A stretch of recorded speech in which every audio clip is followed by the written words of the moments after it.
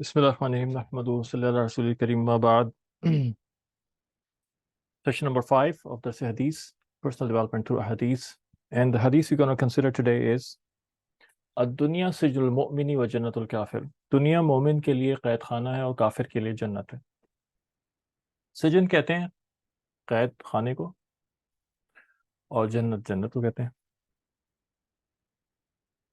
اس کے اندر کچھ عربی کی نکات ہم دیکھتے ہیں. عربی کے جو ماہرین ہیں وہ یہ فرماتے ہیں کہ جن الفاظ کے اندر جیم اور نون آ رہا ہوتا ہے ان میں چھپنے کا معنی ہوتا ہے. جن الفاظ کے اندر جن الفاظ میں جیم اور نون آ رہا ہوتا ہے، ساتھ آ رہے ہوتے ہیں،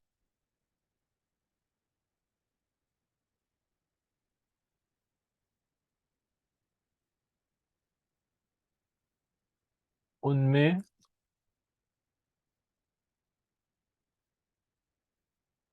چھپنے کا معنی ہوتے ہیں. جیسے مثال کے طور پہ جنین،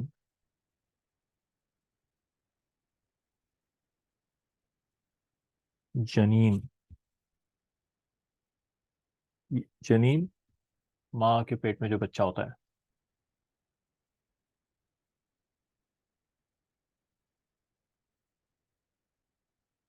چھپا ہوا ہوتا ہے نا. اسی طرح سے جنون،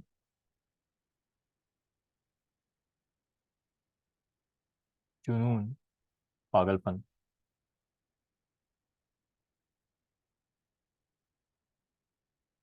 اس کی عقل چھپ گئی ہوتی ہے.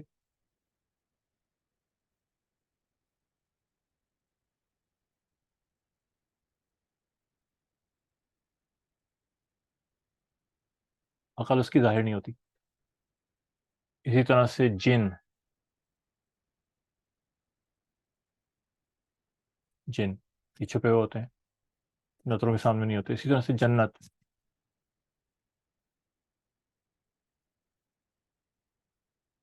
یہ بھی چھپی ہوئی آنکھوں سے. تو یہ ایک نقطہ جو لنگوسٹ ہیں عربک، انہوں نے بیان فرمایا ہے کہ عام طور سے جن الفاظ کے اندر جیم اور نون ساتھ آ رہے ہوں ان میں کوئی نہ کوئی چھپا ہوا مطلب چھپی ہوئی چیز کا مطلب نکل رہا ہوتا ہے. اچھا، یہ ایک جب بھی اس طرح کی بات کی جاتی ہے، ایک اصول بیان کیا جاتا ہے، اس کا مطلب یہ نہیں ہے کہ اس کے اصول کے خلاف کوئی نہیں ملے گا. اور اگر کوئی لفظ ایسا مل گیا تو یہ نہیں کہا جا سکتا کہ جی آپ کا اصول ٹوٹ گیا. تو جب بھی بات ہوتی ہے ہمیشہ عموماً جنرل بات ہوتی ہے، اور ہر جنرل کی پرنسپل کی کوئی نہ کوئی ایکسیپشن ضرور ہوتی ہیں. اصول کی کلیے کی مستثنیات ضرور ہوتی ہیں. اور اس ایکسیپشن سے یہ مراد نہیں ہوتی کہ آپ ہمارا پرنسپل جو ہے وہ ٹوٹ گیا اور غلط ہو گیا. ایک عام بات کی جا رہی ہوتی ہے. اچھا، یہ کیا مطلب ہے اس کا کہ دنیا مومن کے لیے قید خانہ ہے اور کافر کے لیے جنت ہے؟ کیا اس کا مطلب یہ کہ ہم خوش نہ ہوں اس کے اندر، کیونکہ قید خانے میں تو کوئی خوش نہیں ہوتا؟ کیا اس کا مطلب یہ کہ ہم آرام اور آسائش اختیار نہ کریں کیونکہ قید خانے میں کوئی آرام اور آسائش نہیں ہوتی، سختیاں ہوتی ہیں؟ کیا اس کا مطلب یہ کہ لذتیں نہ اختیار کریں کیونکہ قید خانے میں کوئی لذت نہیں ہوتی؟ نہیں، یہ سارے ان میں سے کوئی بھی مطلب نہیں. اگر کوئی یہ مطلب سمجھ رہا ہے تو غلط سمجھ رہا ہے. اس کے 2-3 مطلب علماء نے بیان فرمائے. ایک تو یہ فرمایا ہے بیان کہ مومن کے لیے دنیا کی زندگی قید خانے کی طرح سے اس لیے ہے کہ قید خانے میں انسان اپنی مرضی سے نہیں جی سکتا، اس کی اپنی مرضی نہیں چلتی. قید خانے کے جو اصول اور قواعد ہیں وہ چل رہے ہوتے ہیں. جیلر کی مرضی چل رہی ہوتی ہے، جس نے بند کیا ہوتا ہے اس کی مرضی چل رہی ہوتی ہے. جس وقت وہ کھولے گا اس وقت کھول لے گا، جس وقت کھانا دے گا اس وقت کھائے گا، جس وقت باہر نکالے گا اس وقت نکلے گا. جب کام کرنے کے لیے بھیجے گا تو کام کرنا ہوگا، اپنی مرضی نہیں. تو مومن جو ہے دنیا کے اندر آزاد زندگی نہیں گزارتا، وہ اپنے آپ کو اللہ کے حکموں کا پابند رکھتا ہے. ہر چیز میں پابند. 3 چیزیں ایک دفعہ میں نے شاید پہلے بھی بیان کیا تھا کہ انسان کی کنسٹرکشن 3 چیزیں ہیں، اور وہ مائنڈ، باڈی اینڈ سول، ان 3 چیزوں کو آپ کر سکتے ہیں. مائنڈ سے مراد خیالات اور سوچیں، باڈی جسم فزیکل، اور سول روح جو نور سے بنی ہوئی ہے. اور یہ تینوں بالکل الگ الگ چیزیں، اور تینوں کے حکم اللہ نے دیے. جسم کو بھی پابند کیا ہے، ہاتھوں کو بھی پابند کیا، ٹانگوں کو بھی پابند کیا، زبان کو بھی پابند کیا، نگاہ کو بھی پابند کیا. قلب یا روح جس کو کہا جاتا ہے اس کے بھی قوانین ہیں. برا نہیں سوچنا کسی کے بارے میں، غیبت نہیں کرنا، حسد نہیں کرنا، دنیا کی محبت نہیں رکھنا. یہ سارے روح کے لیے احکامات ہیں. اچھے اخلاق رکھنا ہے، آخرت کی محبت رکھنی ہے، اللہ کی محبت رکھنی ہے. یہ سارے روح کے لیے احکامات ہیں. جسم کے لیے احکامات ہیں، نماز، روزہ، حج، ذکر، جہاد، یہ سارے جسم کے احکامات ہیں. زنا نہیں کرنا، جھوٹ نہیں بولنا زبان کے حکم میں سے، بد نظری نہیں کرنا، وغیرہ وغیرہ. جسم کو بھی پابند کیا ہے، روح کو بھی پابند کیا ہے، یہاں تک کہ سوچ کو بھی پابند کیا ہے. ہم اپنی مرضی سے سوچ بھی نہیں سکتے. ہماری سوچیں بھی متعین ہیں، اللہ کی بنائی ہوئی ہیں، اللہ کی طرف سے دی ہوئی ہیں، گائیڈ لائنس ہے پوری اس کی. اور انہی سوچوں کو عقیدہ کہا جاتا ہے، اور ایمان سے بھی تعبیر کیا جاتا ہے. عقیدہ، ایمان، سوچ، آئیڈیالوجی، فلسفی ایک جیسے الفاظ ہیں. تو ہم اس میں بھی آزاد نہیں ہیں کہ ہم اپنی مرضی سے سوچیں.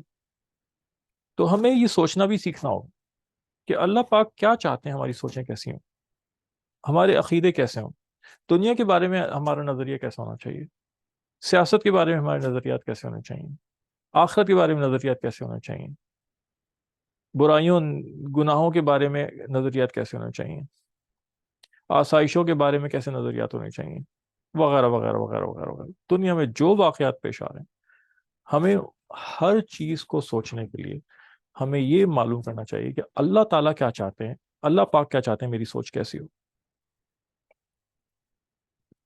تو یہ اس میں بھی آزاد نہیں ہے. اور وہ سوچ کیسی ہو، وہ کہاں سے آئے گی؟ دنیا کے ہر معاملے کے اندر وہ سوچ آئے گی اللہ والوں سے، کیونکہ یہ کہا گیا ہے کونوا مع الصادقین، اللہ والوں کے ساتھ جڑ کے رہو. واتبع سبیل من اناب الیہ، جو میرے بندے ہیں، جو میرے محبوب ہیں، جو میری طرف متوجہ رہتے ہیں، ان کے راستے پہ چلو تم. تو راستے میں تو سب چیزیں آئیں گی نا، ذہن کا بھی راستہ ہوگا، سوچ کا بھی راستہ ہوگا، جسم کا بھی راستہ ہوگا، روح کا بھی راستہ ہوگا. صحیح. اطیعوا اللہ اطیعوا الرسول فاولئک مع الذین انعم اللہ علیہم من النبیین والصدیقین والشہداء والصالحین وحسن اولئک رفیقا. کہ جو اللہ کو مانتا ہے، جو اللہ کی بات مانتا ہے، جو اللہ کے رسول کی بات مانتا ہے، تو وہ جو ہے اس کو مائیت ملے گی، اس کو ساتھ ملے گا 4 طبقات کا. نبیوں کا ساتھ ملے گا، شہداء کا ساتھ ملے گا، صدیقین کا ساتھ ملے گا، صالحین کا ساتھ ملے گا. اور فرماتے ہیں فحسن اولئک رفیقا، بہت ہی اچھے لوگ ہیں، یعنی ان کی رفاقت اختیار کرو، ان کی کمپینین شپ اختیار کرو، ان کی صحبت اختیار کرو، ان سے لو باتیں اپنی. اسی لیے سورہ فاتحہ کے اندر بھی یہ سبق دیا گیا کہ اہدنا الصراط المستقیم، یہ کہا گیا کہ دعا مانگو کہ اللہ مجھے سیدھے راستے پہ چلائیں. اور سیدھا راستہ کیا ہے؟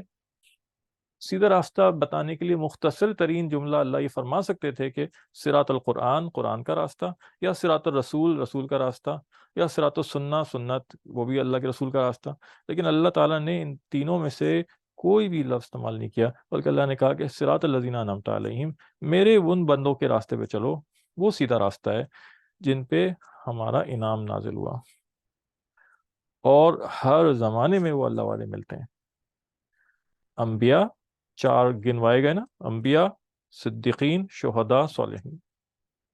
اطیعوا اللہ اطیعوا رسول فاولئک مع الذین انعم اللہ من النبیین والصدیقین والشہداء والصالحین. یہ 4 طبقے گنوائے گئے. نبی تو اب ختم ہو چکے ہیں، نبیوں کا زمانہ اب نہیں رہا، لیکن صدیقین، شہداء اور صالحین یہ وہ طبقہ ہے جو ہر زمانے میں اس درجے پہ فائز ملیں گے. روحانیت کے درجات ہیں کہ صدیق وہ جو عقیدے میں پکا ہو، ذرا سا بھی اس میں ہلا جلت نہ آئے ہو، کوئی حالات اس کو متاثر نہ کر سکیں. پہلے صدیق، سب سے بڑے صدیق اکبر حضرت ابوبکر صدیق رضی اللہ تعالیٰ عنہ، کہ بڑی سے بڑی باتیں ہو گئیں اور بڑی سے بڑی ہلا دینے والی باتیں ہوئیں، اور حضرت صدیق رضی اللہ عنہ کا یقین اور اس کا عقیدہ میں ایک ذرا سے بھی اس میں لرزش نہیں آئی، شیک نہیں ہوا بالکل بھی، کہ کف کا اور خطاب کب ملا، لقب کب ملا، کہ حضرت نبی پاک صلی اللہ علیہ وسلم معراج کے سفر پہ گئے، اور بالکل عقل کے خلاف۔ آج تو سائنس بہت ساری باتیں کرتی ہے نا، آئنسٹائن کی تھیوریز اور فزکس کی تھیوریز اور ٹائم ٹریول اور یہ بہت ساری چیزیں آ گئیں، ہم ایجادیں ہو گئیں بڑی بڑی۔ اب ہم اس درجے پہ پہنچ گئے ہیں کہ اب کوئی بھی انوکھی بات کی جاتی تو کہتے ہیں یار کوئی مسئلہ نہیں ہے، ہو جائے گی، ابھی نہیں ہے تو آگے ایجاد ہو ہی جائے گی۔ اتنی ساری ناممکنات ممکن بن گئی ہیں، اس زمانے میں تو ایسا کچھ نہیں تھا، نہ بجلی تھی، نہ الیکٹرانکس تھی، نہ کچھ تھا نہ کچھ تھا۔ تو جب نبی پاک صلی اللہ علیہ وسلم معراج سے ہو کے تشریف لائے اور پھر کافروں کو جا کے بتایا مکے میں کہ میں سفر کیا، میں نے ایک لمحے کے اندر بیت اللہ شریف سے لے کر اور بیت الاقدس تک کا سفر کیا پورا، پھر میں آسمانوں میں گیا اور پھر میں نے یہ وغیرہ وغیرہ۔ تو آسمانوں کی بات تو ایک طرف، وہ اسی پہ ہنسنے شروع ہو گئے کہ تم نے ایک لمحے کے اندر اور ایک رات میں ایک لمحہ تو چھوڑو، ایک رات میں بھی ممکن نہیں ہے کہ کوئی بیت اللہ شریف سے بیت المقدس جائے اور پھر واپس آئے، یہ تو ہفتوں مہینوں کا سفر بن جاتا ہے۔ تو اور پھر خوب انہوں نے ہنسی ٹھٹا مذاق اڑانا شروع کر دیا۔ اتنے دن میں حضرت ابوبکر صدیق آ گئے اور حضرت ابوبکر صدیق سے کہتے ہیں کہ تمہارے دوست یہ باتیں کرتے ہیں، بھلا بتاؤ کوئی عقل کی بات ہے؟ اور ابوبکر صدیق رضی اللہ عنہ نے صرف اتنا پوچھا، کیا واقعی انہوں نے یہ بات کہی ہے؟ کہ ہاں ہاں، وہ تو سب کو یہ بات کہتے پھر رہے ہیں۔ کہا کہ انہوں نے کہا ہے تو سچ کہا ہے۔ اور اس کے اوپر حضرت ابوبکر رضی اللہ عنہ کو صدیق کہا۔ تو عقیدے میں ایسا پکا، ہر زمانے میں اللہ تعالیٰ کے ایسے بندے موجود ہوتے ہیں اور وہ ہدایت کے چراغ ہوتے ہیں۔ پھر شہداء، وہ لوگ جو عمل میں بہت آگے ہیں۔ پہلے شہید، جو سب سے بڑے شہید حضرت سیدنا عمر فاروق رضی اللہ تعالیٰ عنہ، عمل میں بہت سخت، عمل میں بہت آگے، سب سے آگے، سب کو پیچھے چھوڑ جاتے ہیں، یہاں تک کہ اپنی آخر میں اپنی جان بھی اللہ کے لیے قربان کر دیتے ہیں۔ ان کو اللہ نے نمونہ بنایا ہے۔ پھر صالحین کا طبقہ، پائس، ابرار، نیک لوگ، اولیاء اللہ جنہیں ہم کہتے ہیں، ولی اللہ، ولایت کا مقام۔ تو اللہ کہتے ہیں ان کی نقل کرنی ہے تمہیں، ان کے راستے پہ چلنا ہے۔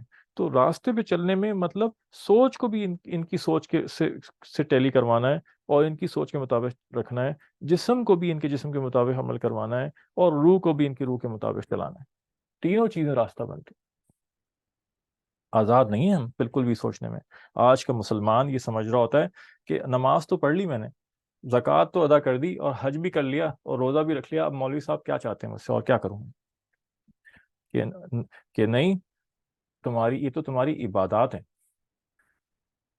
اور مسلمان آج کا یہ چاہتا ہے کہ بس ہم عبادات جتنا جل چاہے کروا لو، باقی ہماری معاشرت، ہمارا رہنا سہنا، ہمارا اٹھنا بیٹھنا، ہماری خوشی غمی، وہ ہم پر چھوڑ دو، ہم جیسے دل چاہے ویسے کریں، کافروں کی نقل کریں، ہندوؤں کی نقل کریں، گوروں کی نقل کریں، جو دل چاہے ہم کریں، اس میں ہمیں کچھ نہ کہو۔ لیکن اللہ پاک فرماتے ہیں نہیں، ادخلوا فی السلم کافہ، اسلام میں پورے آنا ہے، گنجائش نہیں ہے، اجازت نہیں ہے، ایک ایسپیکٹ زندگی کا وہ بھی نہیں چھوڑ سکتے، اللہ کی مرضی پہ چلنا ہے۔ اس معنی میں دنیا قید خانہ ہے، جائز ہی نہیں ہے، ہماری اجازت ہی نہیں ہے، نہ ہماری سوچ اپنی، نہ ہماری نیند اپنی، نہ ہمارا جاگنا اپنا، نہ ہمارا چلنا اپنا، نہ ہمارا پھرنا اپنا، نہ پہننا، نہ اوڑھنا، نہ کھانا، نہ پینا، نہ خوشی، نہ غمی، کچھ اپنا نہیں ہے، سب اللہ کی مرضی سے کرنا ہے۔ اور اللہ کی مرضی پتہ چلے گی اپنی عقل سے، اپنے علم سے، اپنی سمجھ سے نہیں، بلکہ اللہ والوں کے طریقوں کو دیکھ کے۔ اس معنی میں قید خانہ۔ اور کافر، جنت الکافر، کافر کے لیے جنت آزاد ہے، جنت میں کوئی پابندیاں نہیں۔ جنت جب آئے گی قیامت کے بعد، اس میں کوئی پابندیاں، کوئی قید نہیں، کوئی عبادت نہیں، کچھ نہیں، جو دل چاہے کرو۔ تو کافر دنیا میں بھی وہی کر رہا ہے جو اس کا دل چاہتا ہے۔ تو ایک طرح سے گویا وہ اس کی جنت بن گئی۔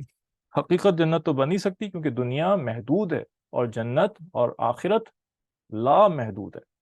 دنیا کی کیپیسٹی بہت لمیٹڈ ہے، اس میں آدمی اپنی خواہشات تھوڑی سی شاید پوری کر لے، ورنہ کچھ نہیں پوری ہو سکتی. اس میں اللہ کی نعمتوں کا ظہور ہو نہیں سکتا، برداشت نہیں کر سکتی دنیا، اتنی لمیٹڈ ہے. جنت میں ان لمیٹڈ کیپیسٹی ہے، اور اللہ وہاں اپنی نعمتوں کو کھولیں گے اور جو جنتیوں کا دل چاہے گا وہ کریں گے. تو اس معنوں میں کہ دنیا میں وہ انہوں نے اپنے آپ کو کسی کا پابند نہیں رکھا ہوا، صرف اپنی خواہشات کے پابند ہیں بس. اور مومن اللہ کی خواہش کے پابند ہے. تو جنت اس معنوں میں. اچھا، ایک تو یہ معنی ہو گئے. دوسرے معنی علماء نے یہ بیان کیے کہ قید خانہ اس قابل نہیں ہوتا کہ اس میں دل لگایا جائے، اس کو ڈیکوریٹ کیا جائے، اس میں آسائش کی چیزیں لگائی جائیں، بلکہ آدمی وہاں جاتا ہے اور نکلنے کی فکر کرتا ہے، اپنی مرضی سے نہیں جاتا اور نکلنے کی فکر کرتا ہے. دنیا میں ہم اپنی مرضی سے نہیں آئے، اور آنے کے بعد یہاں دل لگا لیں، اس کو منع کیا گیا ہے کہ نہیں، یہ تو تمہارے لیے قید خانہ ہے، یہاں دل نہیں لگانا. یہاں سے نکلنے کی فکر کرنی ہے، اور نکلنے کے بعد کیا ہوگا اس کی فکر کرنی ہے. اور جنت دل لگانے کی جگہ ہے. تو کافر اس دنیا میں اپنا دل لگا کے رہتا ہے، دنیا کے اندر اپنے مزے کرتا ہے، یہاں سے جانا نہیں چاہ رہا ہوتا. یہ اس لحاظ سے اس معنوں میں کافر کے لیے جنت ہے. یہ دوسرے معنی بیان کیے. تیسرے معنی سنیں. تیسرے معنی علماء نے اس حدیث شریف کے بیان کیے کہ جنت کیسے، قید خانہ کیسے دو مومن کے لیے. ہمیں تو نظر آتا ہے کہ کتنے مومنین ہیں بہت آسائش کی زندگی گزار رہے ہیں. کیوں قید خانے کو ہم تکلیف سے تعبیر کرتے ہیں نا، ریلیٹ کرتے ہیں. تو اور کتنے کافرین ایسے ہیں کہ جو بہت ہی مجبوری کی حالت میں گزار رہے ہیں، فقر و فاقہ میں گزار رہے ہیں.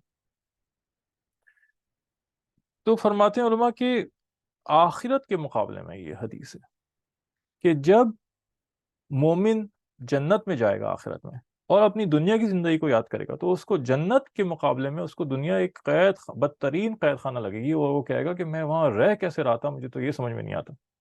جنت دیکھنے کے بعد وہ بھول جائے گا ہر چیز کا، ہر آسائش. امیر سے امیر مومن اس دنیا کے اندر لگژریس زندگی گزارنے والا مومن، اس کو بھی یہ زندگی ساری قید خانہ معلوم ہوگی جب وہ جنت کی لگژریز دیکھے گا. یہ ہوتا ہے نا پاکستان میں اچھے اچھے گھرانوں میں رہنے والے جب امریکہ، آسٹریلیا اور ادھر جاتے ہیں لندن، تو وہاں کی آسائش دیکھ کے کہتے ہیں یار وہ تو کچھ بھی نہیں تھا جہاں ہم رہ کے آ رہے ہیں. یہ صرف ایک مثال کے لیے سمجھایا ہے. تو اور کافر جو ہے جب جہنم میں جائے گا، کیونکہ اگر اس کا خاتمہ ایمان پہ نہیں ہوا تو ابدی ہمیشہ ہمیشہ کی جہنم ہے. اس کے لیے یقین عقیدہ رکھنا ضروری ہے، اس لیے کہ یہ عقیدہ ہمیں قرآن اور سنت میں دیا گیا ہے، اپنی مرضی سے نہیں بنایا. تو مغربی ممالک کے اندر جو مسلمان رہ رہے ہوتے ہیں نا، اور غیر مسلموں سے ان کی دلی دوستی ہو جاتی ہے. اول تو یہ یاد رکھیں، دلی دوستی غیر مسلموں سے رکھنا جائز نہیں. دوستی رکھ سکتے ہیں، دلی دوستی نہیں رکھ سکتے. کیا مطلب ہوا اس کا؟ قلبی تعلق، اٹھنا، مستقل کا اٹھنا بیٹھنا، کھانا پینا جیسے یاروں دوستوں میں ہوتا ہے، سوشل سیٹ اپ جائز نہیں ہے، منع ہے، نقصان ہوتا ہے اس سے. ان کے دین کی طرف مسلمان آدمی مائل ہوتا ہے، ان کی معاشرت اختیار کرتا ہے، دوستی کے اندر مروت کر رہا ہوتا ہے، ان کی گناہ کو برداشت کر رہا ہوتا ہے، اور اس طرح سے اس کی اپنی طبیعت گناہ میں مائل ہوتی ہے. ہاں ان سے بزنس کا تعلق رکھا جا سکتا ہے، ان سے خوش اخلاقی سے پیش آیا جائے، دعوت و تبلیغ کی نیت سے، پڑوسی ہیں پڑوسیوں کا حق ادا کیا جائے، سوشل میل ملاپ بالکل نہ رکھا جائے اور اس سے بچا جائے. تو مسلمان جب وہاں جا کے سیٹل ہو گئے اور آفیسز میں ان کے دوست بن گئے، اور پھر دنیا کے لیے بھی اور بہت سارے مقاصد کے لیے جب وہ ان کے ساتھ وقت گزار رہے ہوتے ہیں، تو بہت سی دفعہ ہمیں سننے میں آیا، اور ہم سے بھی لوگوں نے ایسے کہا کہ وہ پھر ان کے دل میں ان کے لیے نرم گوشہ ہونا شروع ہو جاتا ہے. نرم گوشہ ہو تو دعوت کے لیے ہو، لیکن دین کو نہیں بدل سکتے، ہمیں اختیار نہیں ہے اس کا. اور پھر وہی سوال اٹھ کرنا شروع کر دیتے ہیں کہ یہ کیسے ہو سکتا ہے کہ جو ہے وہ ہمیشہ ہمیشہ کے لیے جہنم میں چلا جائے، اور پھر اس کی تعویلات شروع کر دیتے ہیں، اور یہ غلط بات ہے. ایمان اتنا اہم ہے، اللہ کی وحدانیت اتنی اہم ہے کہ اس میں کوئی کمپرومائز نہیں. خود اللہ نے قرآن میں کہا ہوا ہے۔ تو یہ باتیں ہم اپنی طرف سے بیان نہیں کر رہے، یہ تو عقیدہ ہے جو قرآن اور حدیث سے ہمیں ملا ہے۔ تو یہ یقین رکھنا بھی ضروری ہے کہ جو کفر پہ گیا، انتقال ہوا اس کا، وہ ہمیشہ ہمیشہ کی جہنم ہوگی، کبھی نہیں نکلے گا اس میں سے، خالدین فیہا ابدا۔ جنت والوں کے لیے بھی آیا خالدین فیہا ابدا، جہنم والوں کے لیے بھی آیا خالدین فیہا ابدا، ہمیشہ ہمیشہ اس میں رہیں گے۔ تو کافر جب وہاں جہنم کو دیکھے گا تو اس کے مقابلے میں اس سے یہ دنیا جنت معلوم ہوگی، چاہے وہ یہاں فقر و فاقے کی حالت میں کیوں نہ رہا ہو، اس لیے کہ جہنم کا جو عذاب چکھے گا وہ، تو اس کو وہ یاد کرے گا کاش میں واپس دنیا میں چلے جاؤں، وہ دنیا کی زندگی جیسا بھی تھا، میں وہاں اپاہج تھا، بیمار تھا، فاقوں میں تھا، اس جہنم سے لاکھ درجے بہتر تھی، اور اس کو جنت سمجھے گا۔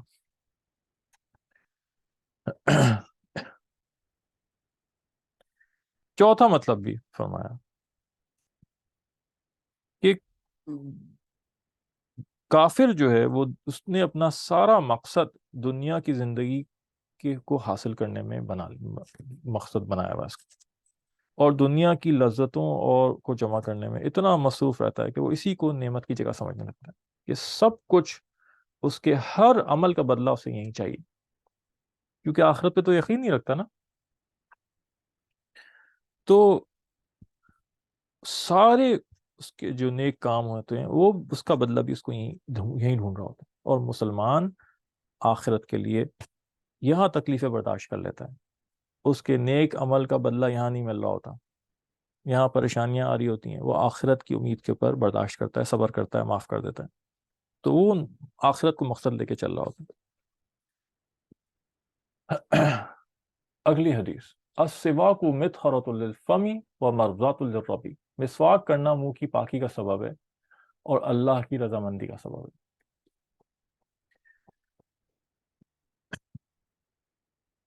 مسواک کے بہت زیادہ فضائل حدیث شریف میں آئے، اور آپ صلی اللہ علیہ وسلم نے بہت اس کی تاکید فرمائی، 40 سے زائد احادیث میں مسواک کے روحانی اور جسمانی فوائد کا ذکر کیا گیا ہے۔ علماء فرماتے ہیں مسواک کرنے میں 72 فائدے ہیں،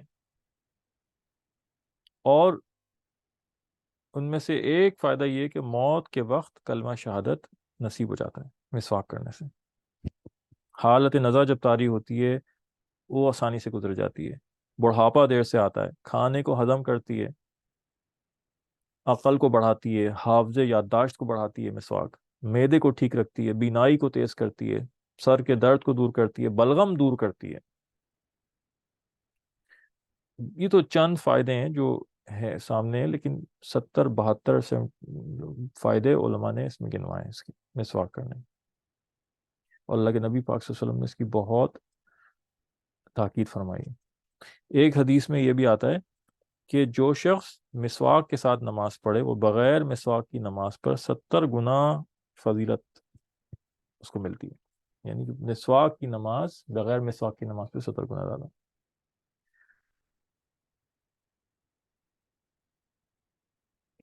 اور پھر اس کی طریقہ، اس کو سنت، وہ ساری چیزیں جو ہیں، مسواک ایک دوسرے کی جھوٹی بھی استعمال کی جا سکتی ہے، ہمارے اس میں تو کوئی جھوٹا سچا ہوتا نہیں ہے دین کے اندر، ایک دوسرے کی چبائی ہوئی چیز اور ایک دوسرے کی استعمال کی ہوئی آپ سب کر سکتے ہیں اس کے اندر۔ یہ نظریات جو ہیں یہ ہماری تعلیمات میں نہیں، یہ نظریات ہمیں ویسٹ سے ملیں، فلاں کا جھوٹا فلاں کا سچا اور جرمز اور یہ۔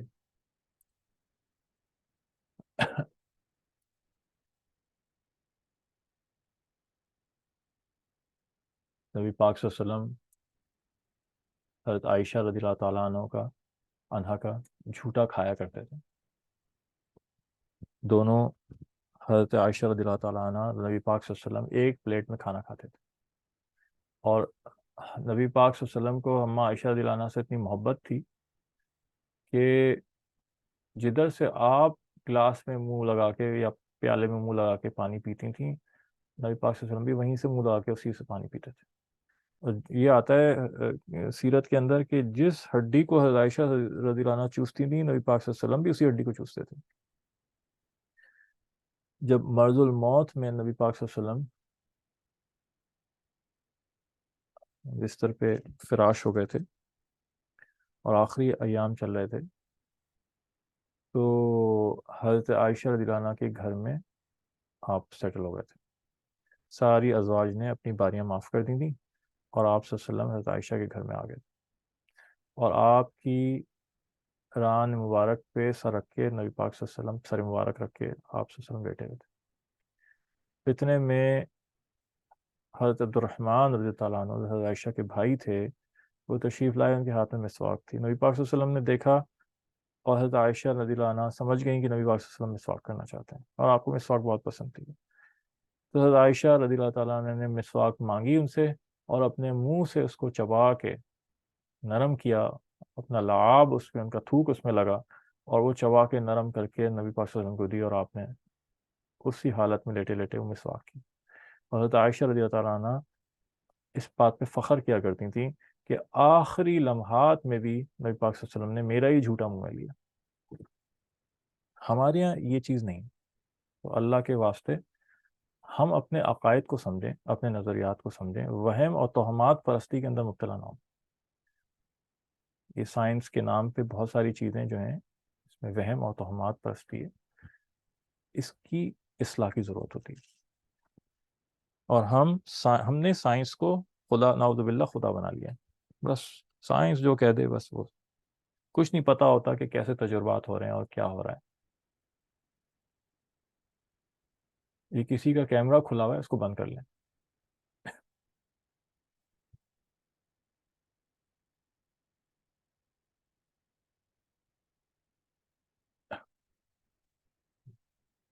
آپ اپنے اپنے حضرات کیمرہ کیمرہ کھلا ہوا ہے کسی خاتون کا، وہ کیمرہ بند کر لیں.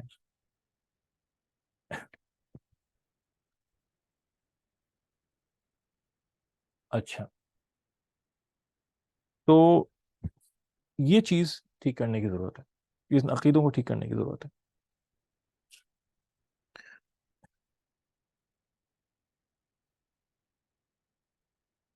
اللہ کی رضامندی کا سبب.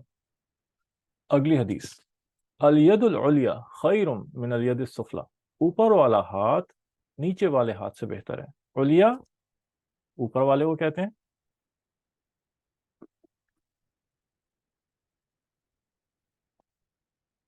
اوپر والا،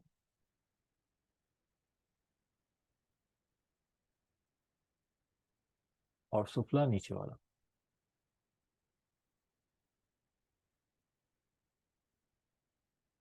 اوپر والے سے مراد دینے والا ہاتھ، خرچ کرنے والا ہاتھ. نبی پاک صلی اللہ علیہ وسلم یہاں پر فضیلت بیان کر رہے ہیں کہ مومن جو ہے وہ دینے والا بنتا ہے، اور دینے والا لینے والے سے بہتر ہے. صدقہ کرنے والا صدقے لینے والے سے بہتر ہے. زکوٰۃ دینے والا زکوٰۃ دینے والے سے زکوٰۃ دینے والا زکوٰۃ لینے والے سے بہتر ہے. تو تم دینے والے بنو، حلال رزق کماؤ، محنت کرو، اور کما کے دوسروں پہ خرچ کرنے والے بنو. کیونکہ لینے میں ذلت ہوتی ہے اور دینے میں عزت ہوتی ہے. تو اپنے آپ کو ہم اس قابل بنائیں کہ ہم کمائیں حلال طریقے سے، وہ اسکلس اختیار کریں جس سے ہم اپنی ارننگس بہتر بنا سکیں، اور ہم گھر والوں پہ بھی خرچ کریں، دوسروں پہ بھی خرچ کریں. لیکن اس کے اندر بھی اعتدال چاہیے، ہر چیز کے اندر اعتدال چاہیے. اس کمانے کے اندر اتنا نہ مصروف ہو جائیں کہ ہمیں فرائض کا خیال نہ رہے، کہ ہماری نمازیں چھوٹنے لگیں، کہ ہماری دین کی دوسری چیزوں پہ نقصان آنے لگے، کہ ہماری فیملی ویلیوز کے اندر نقصان آنے لگے، فیملی ریلیشن شپ متاثر ہونے لگے. تو بہت سارے رولز ہیں ہمارے معاشرے کے اندر. ہم باپ بھی ہیں، بیٹے بھی ہیں، بیٹی بھی ہیں، بیوی بھی ہیں، شوہر بھی ہیں، ماں بھی ہیں، بہن بھی ہیں، بھائی بھی ہیں، امپلائی بھی ہیں، پڑوسی بھی ہیں، سٹیزن بھی ہیں، نبی پاک صلی اللہ علیہ وسلم کے امتی بھی ہیں، اللہ کے عبد بھی ہیں. یہ سارے رولز، ان کے ہر رولز کے کچھ نہ کچھ تقاضے ہیں، وہ تقاضے بھی پورے ہونے چاہیے. ایک رول اتنا حاوی ہو جاتا ہے کہ دوسرے سارے رولز جو ہیں متاثر ہونے لگتے ہیں.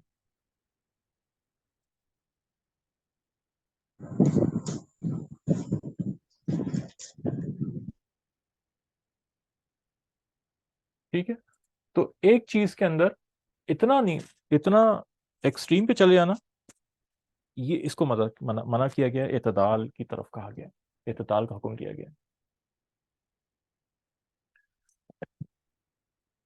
بعض لوگ کما نہیں رہے ہوتے، سستی، نکما پن، کاہلی غالب آئی بھی ہوتی ہے، اور دوسروں سے لینے کی عادت پڑ جاتی ہے۔ یہ بہت بری چیز ہے، اس سے بچنا چاہیے۔ ایسے لوگ ہمارے نظروں میں ہوتے ہیں، ہمارے ساتھ بھی ہوتے ہیں، اور ان کو مانگنے کی عادت پڑ جاتی ہے، بیٹھے بیٹھے کھاتے رہیں بس۔ اس کو وہ سمجھتے ہیں توکل۔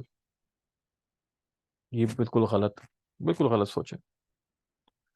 اور پھر منہ سے مانگ رہے ہوتے ہیں لوگوں سے، کیونکہ اب خواہشات، ضروریات تو نہیں رکتی، تو پھر اس کے بعد اپنی ضروریات لوگوں کے سامنے پیش کرتے ہیں۔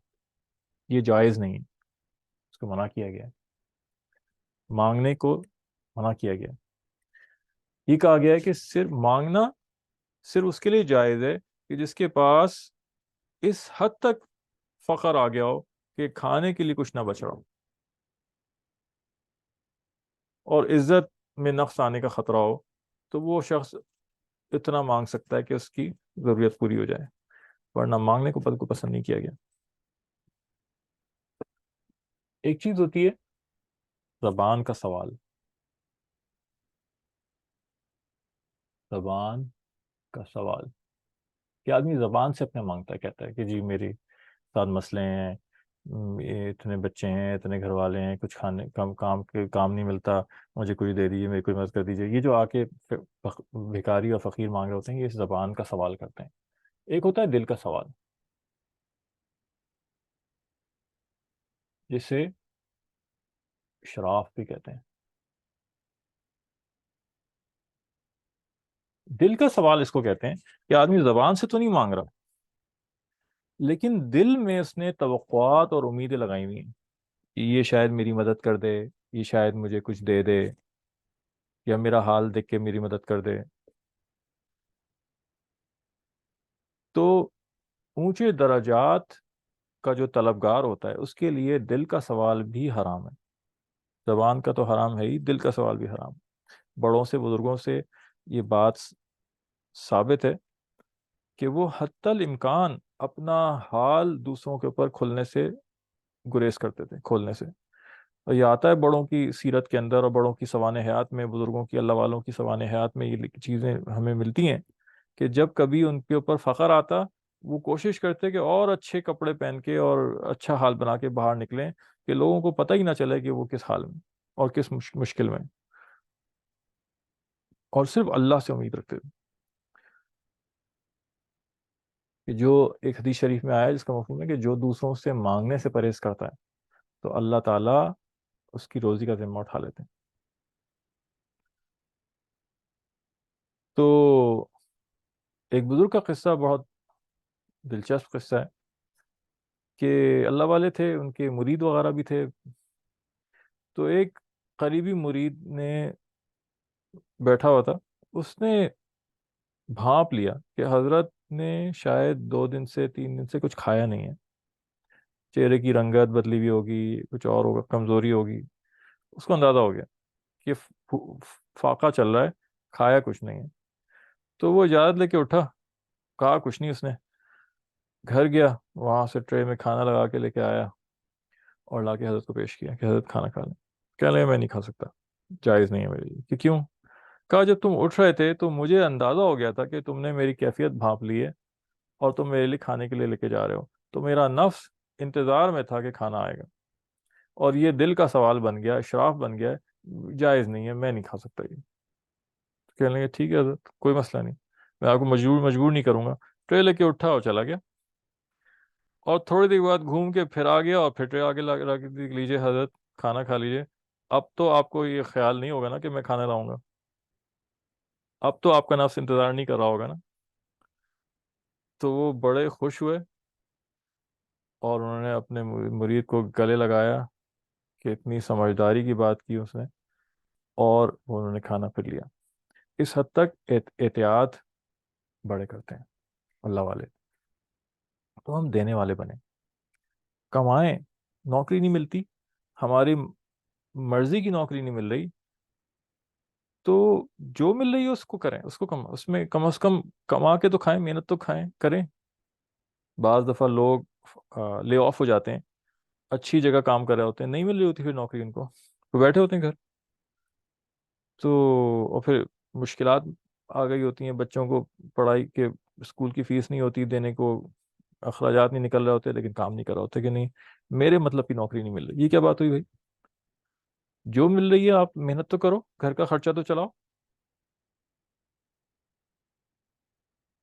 تو آس- ہم جب پڑھنے کے لیے آسٹریلیا گئے، پی ایچ ڈی میرا آسٹریلیا سے ہے، تو ہمیں اسکالرشپ پہ، جس یونیورسٹی میں تھا یہاں اسکالرشپ انہوں نے دیا، لیکن وہ اسکالرشپ اتنا نہیں تھا کہ وہ ایک آدمی کا خرچہ بھی پراپرلی اس سے اٹھ سکتا، اور ہم تو گئے تھے کہ فیملی کے ساتھ پوری، میں، میری اہلیہ، 4 بچے ہمارے، اور پھر ایک بچہ اللہ نے وہاں عطا فرما دیا، تو 7 لوگ ہو گئے۔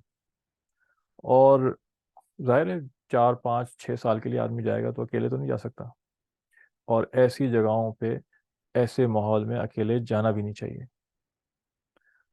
ہمیشہ اہل و عیال کو لے کے جانا چاہیے، ورنہ وہاں خود آزمائش میں پڑیں گے، پیچھے اہل و عیال آزمائش میں پڑیں گے۔ اپنے ساتھ رکھیں، ساتھ رہیں، گناہ سے بھی حفاظت اس کے اندر رہتی ہے۔ بچوں کو لوگ اٹھا کے بھیج دیتے ہیں، چھوٹے چھوٹے بچوں کو اکیلے بھیج دیتے ہیں ایسی جگہوں پہ، ویسٹرن کنٹریز کے اندر۔ وہاں کا ماحول تو دیکھیں کیا ہے، یہ تو سمجھ نہیں آتا بالکل بھی۔ آج کل کے ماں باپ بہت ہی بھولے بھالے سیدھے سادے ہیں، ان کو کچھ پتہ ہی نہیں ہے کہ کیا ہو رہا ہے، اور وہ بچے وہاں جا کے مشقت میں اور آزمائش میں پڑ جاتے ہیں۔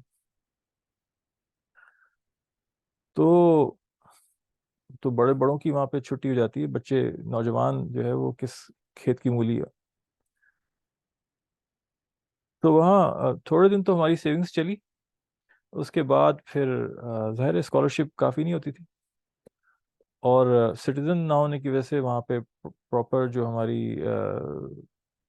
اسکل سیٹ کے مطابق نوکری تھی، کمپیوٹر کی، سافٹ ویئر ڈیولپمنٹ وغیرہ کی، وہ نہیں مل رہی تھی، اس لیے کہ ان کی شرائط تھیں آپ کی، آپ پی آر ہونی چاہیے یا سٹیزن ہونے چاہیے۔ تو اب کہہ رہے ہیں تو کیا کریں؟ تو چھوٹی چھوٹی جابس اور جابس اس میں گزارا کیا۔ آ، میں نے، مجھے فخر ہے اس بات پہ الحمدللہ، میں نے ہوٹل میں برتن بھی دھوئے ہیں، اور میں نے جھاڑو پوچھا بھی لگانا سیکھا ہے، اس لیے کہ اس کے علاوہ کوئی ہمیں جاب مل نہیں رہی تھی، اور ہمیں گھر کا خرچہ بھی اٹھانا تھا۔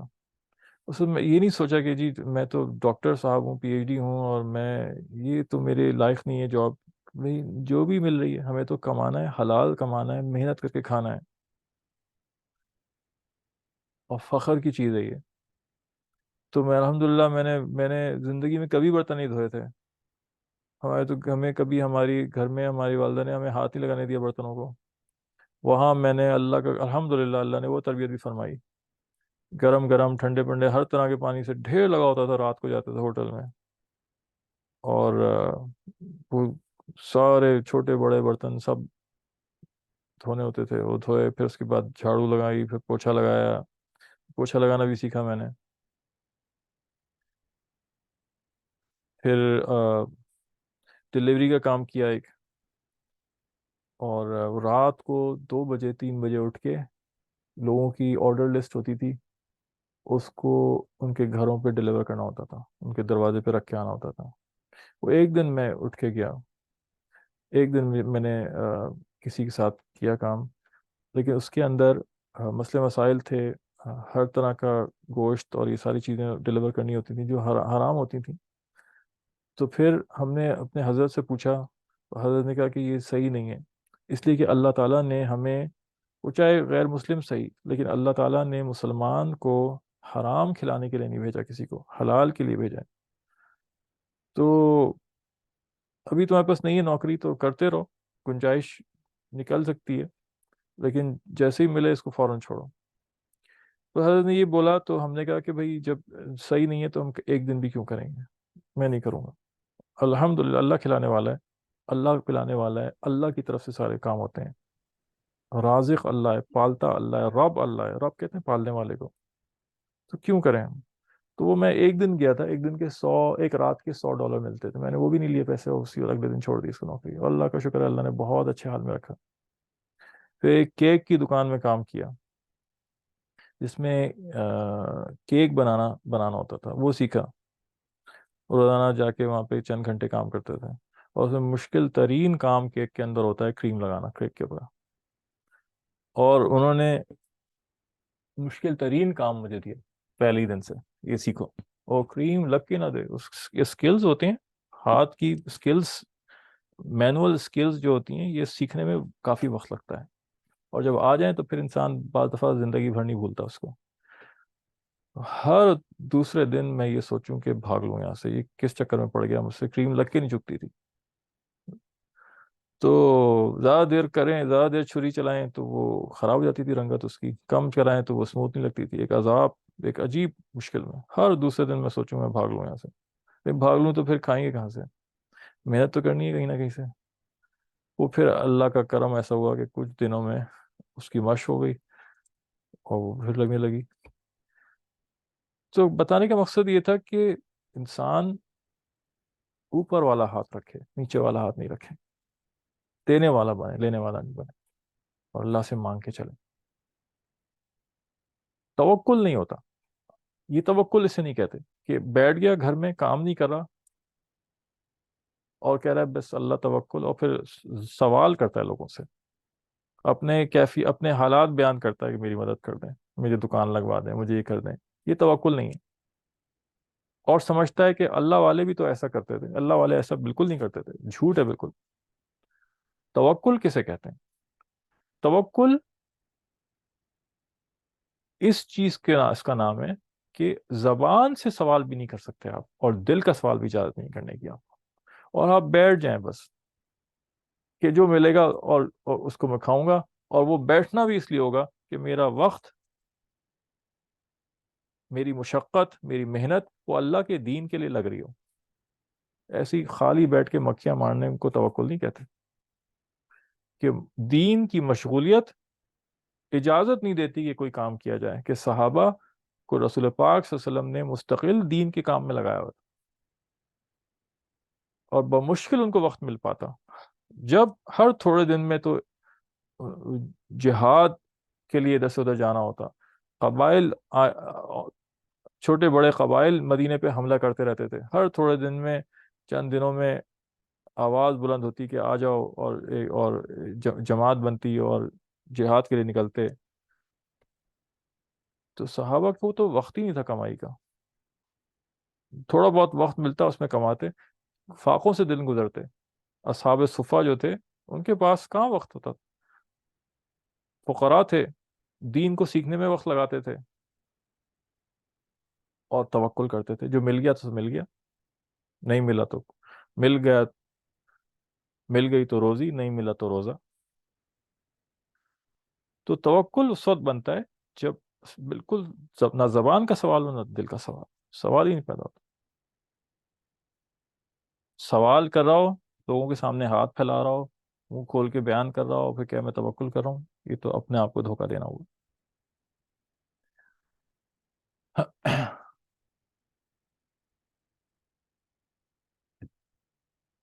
الغیبت اشد من الزنا، غیبت زنا سے زیادہ سخت ہے۔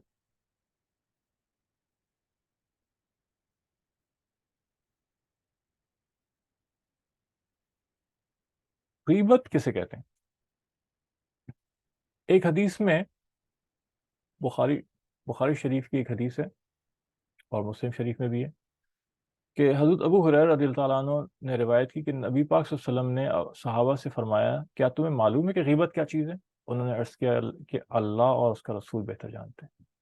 اچھا، صحابہ کی اکثر جواب یہ ہوتا، وہ جانتے بھی ہوتے تھے تو اکثر جواب یہ دیتے تھے، اس امید پہ کہ شاید اللہ کے رسول صلی اللہ علیہ وسلم اس کا کوئی اور مطلب بیان کریں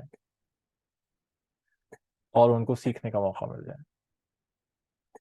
تو کہنے لگے صحابہ کہ نبی صلی اللہ علیہ وسلم نے فرمایا کہ تمہیں پتہ ہے کہ غیبت کیسے کہتے ہیں؟ انہوں نے کہا اللہ اور اس کا رسول بہتر جانتے ہیں۔ آپ صلی اللہ علیہ وسلم نے فرمایا تمہارا اپنے مسلمان بھائی کو ایسے انداز سے، مسلمان بھائی کے بارے میں ایسے انداز سے ذکر کرنا جس سے اگر وہ سن لے تو اسے پسند نہ آئے، یہ غیبت ہے۔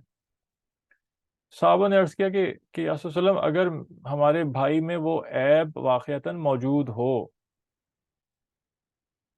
فرمایا نبی پاک صلی اللہ علیہ وسلم نے اگر وہ عیب جس کا تم نے ذکر کیا اپنے بھائی کے پیٹھ پیچھے، اگر وہ عیب واقعتاً تمہارے بھائی میں موجود ہے جو تم نے بیان کیا، تبھی تو وہ غیبت ہوئی، اور اگر وہ عیب اس میں موجود ہی نہیں ہے تب تو تم نے اس پر بہتان لگایا ہے، اور بھی شدید، یہ بھی شدید ہے، وہ بھی شدید، یہ بھی شدید۔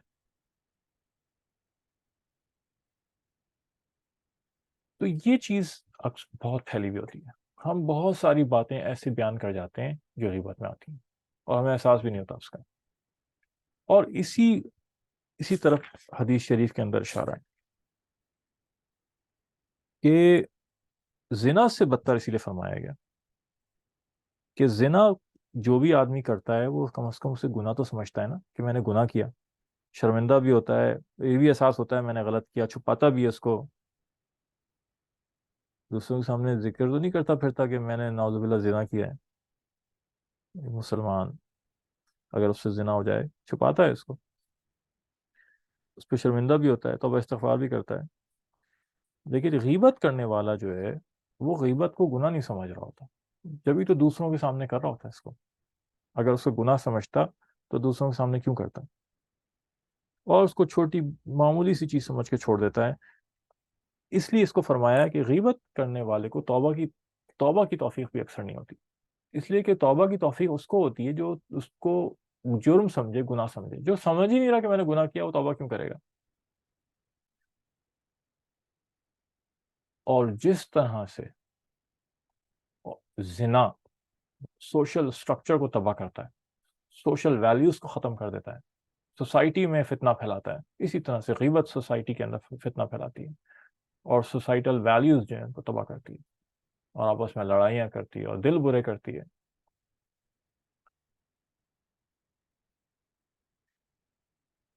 اب اس کا کفارہ کیا ہوگا؟ ایک تو یہ، دوسری بات اس میں یہ تھی اچھا کہ یہ حقوق العباد میں سے غیبت، اور جب تک جس کی غیبت کی گئی وہ معاف نہ کرے تو وہ گناہ ہی معاف نہیں ہوگا، اللہ تعالیٰ بھی اس کو معاف نہیں کرتا۔ اب اس کا کفارہ کیسے ہو؟ جس کی غیبت کی گئی ہو اس سے معاف کروانا ہوگا۔ اب اس میں یہ بات مناسب نہیں ہے کہ اس کو آپ بتائیں جا کے کہ بھائی میں نے آپ کی غیبت کی اور آپ کے بارے میں یہ کہا، آپ مجھے معاف کر دیں۔ اب ہو سکتا ہے اس کو پہنچا ہی نہیں وہ بات، جب اگر پہنچی نہیں ہوگی اور آپ اس کو بتا رہے ہیں تو اور تکلیف ہوگی اس کو، اور دل برا ہوں گے، تو لہٰذا اس بات کا تذکرہ ہی نہ کیا جائے کہ آپ نے غیبت کی ہے، پھر معاف کیسے کروائیں؟ تو بڑوں نے، بزرگوں نے، علماء نے یہ فرمایا کہ اس کو اس طرح سے کہا جائے کہ جی آپ کے جو بھی حقوق مجھ سے ضائع ہوئے ہوں آپ مجھے معاف کر دیجیے، کیونکہ حق ضائع ہوا نا، اپنے غیبت کی ہم نے کسی کی تو اس کا حق ضائع ہو گیا، کہ مسلمان کے حقوق میں سے ہے کہ اس کی عزت کو برقرار رکھا جائے۔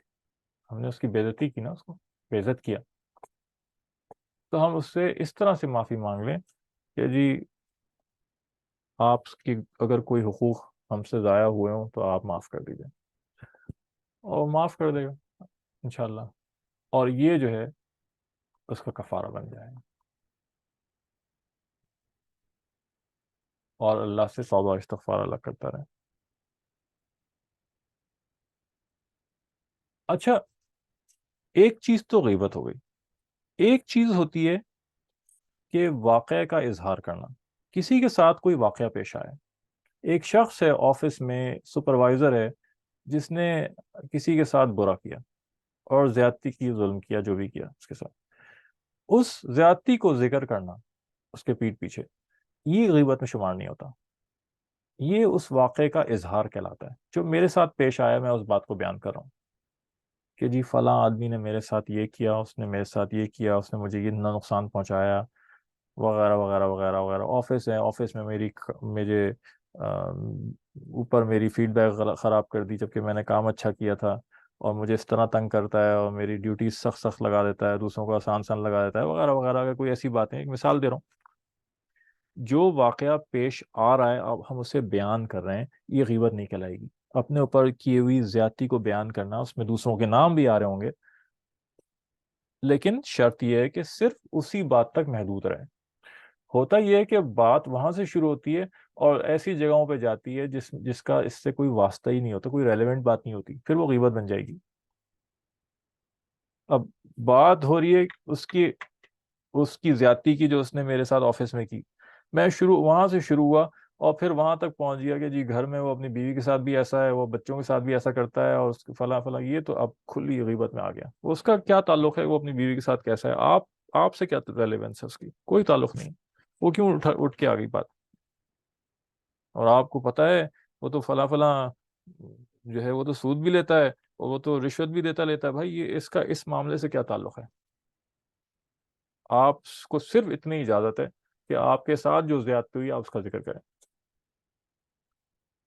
وہ زیادتی کا ذکر اس لیے بھی کیا جاتا ہے کہ جی جو ہائر ایڈمنسٹریشن ہے اس کے ساتھ جا کے آپ شکایت کریں تاکہ آپ کا مسئلہ حل ہو، یا اپنے دوستوں سے ذکر کر کے مشورہ مانگیں کہ میں کیا کروں، یا آدمی ظلم و زیادتی کا ذکر کر کے کم از کم اپنا دل ہلکا کر لیتا ہے. لیکن اس میں بہت شدید ضرورت اس بات کی ہے کہ اپنے آپ کو محدود رکھا جائے. اکثر محدود نہیں رکھا جاتا اور جو ہے آدمی حدود پار کر کے نکل جاتا ہے.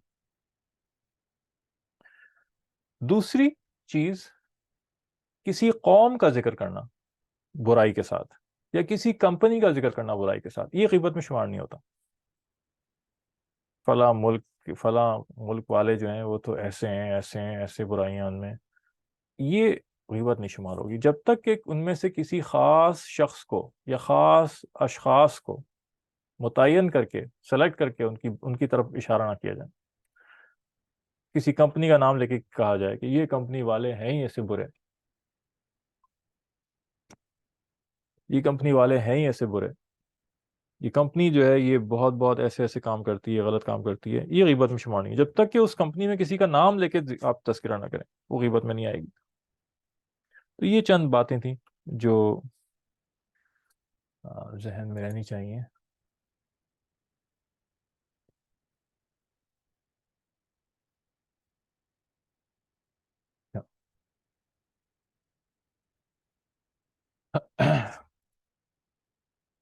الطہور شطر الایمان،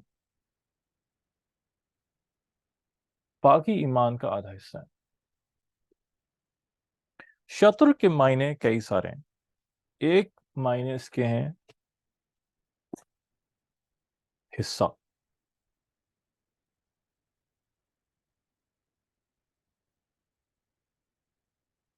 شطر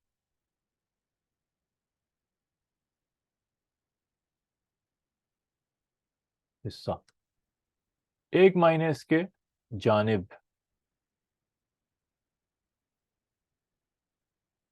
یعنی ٹورڈز.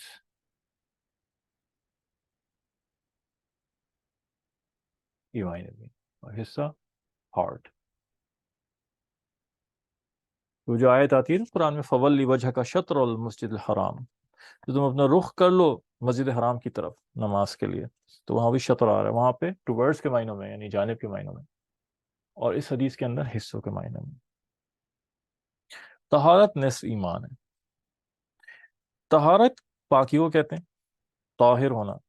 اچھا، یہ ایک ایسا لفظ ہے طہارت جس کا ترجمہ دوسری زبان میں بہت مشکل ہے. پاکی، ایک چیز ہوتی ہے پاکی، ایک چیز ہوتی ہے صفائی.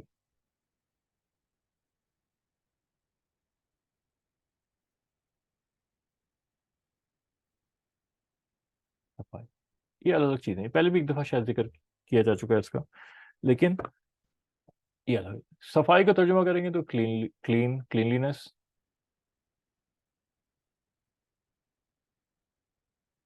اور پاکی کا ترجمہ عام طور سے پیورٹی سے کر دیتے ہیں. لیکن بہت مشکل ہے اس کا ترجمہ انگلش میں کرنا، وہ مطلب پورے ادا نہیں ہوتے. اور اس کی وجہ شاید یہی ہوگی کہ جن کی زبان ہے انگلش، ان کے یہاں طہارت کا کوئی تصور، کوئی کانسیپٹ نہیں ہے، صرف صفائی کا کانسیپٹ ہے. طہارت کا تصور تو اسلام نے دیا ہے کہ ایک چیز پاک اور ایک چیز صاف. لباس گندا ہو اور لیکن پاک ہو، اس میں نماز ہو جائے گی، لیکن صاف ہو اور ناپاک ہو، اس میں نماز نہیں ہوگی. اور اس کی مثال یہ ہے کہ دھبے لگے ہوئے تھے، گریز لگ گئی تھی، رنگ لگ گیا تھا، اس کو شراب سے دھویا، وہ بالکل صاف ہو گیا لیکن ناپاک ہو گیا. اب اس میں کپڑوں میں نماز نہیں پڑھ سکتا، اس کو دھونا پڑے گا صاف پانی سے، 2-3 دفعہ نچوڑنا پڑے گا تو وہ پاک ہوگا، اور پھر صاف بھی ہو گیا اور پھر پاک بھی ہو گیا. تو یہ ایک نظریہ اسلام کے اندر طہارت کا ہے. اچھا،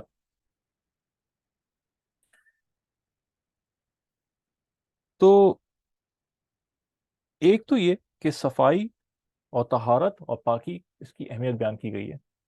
اللہ ایک قرآن میں اللہ تعالیٰ نے فرمایا واللہ یحب المتطہرین، اللہ پاک رہنے والوں کو محبوب رکھتا ہے. اور یہاں پاکی سے مراد نجاست حکمی اور نجاست حقیقی سے پاکی حاصل کی جائے. تو دو طرح کی نجاستیں ہوتی ہیں، ٹھیک ہے، دو طرح کی نجاستیں: نجاست حقیقی اور نجاست حکمی. نجاست حقیقی وہ ہے جیسے گٹر کے پانی کے چھینٹے لگ گئے کپڑوں پہ، یہ حقیقی نجاست ہے. پیشاب لگ گیا، پوٹی پوٹی لگ گئی، یہ ساری چیزیں نجاست حقیقی ہیں.